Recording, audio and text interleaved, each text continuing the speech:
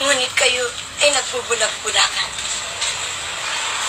Paalala aking mga anak, huwag kayong makalimot manalangin. Sapagkat ang panalangin ay sandata sa lahat ng mga masasamang bagay. Ako bilang ina na laging gumagabay.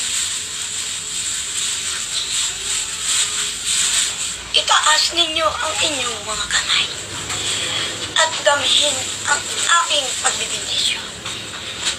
Sapagkat huwag kayong magkukulang aking mga anak.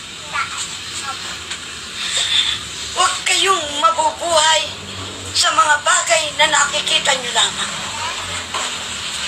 Mabuhay kayo ng may pag-ibig, kaawaan, pag-unawa,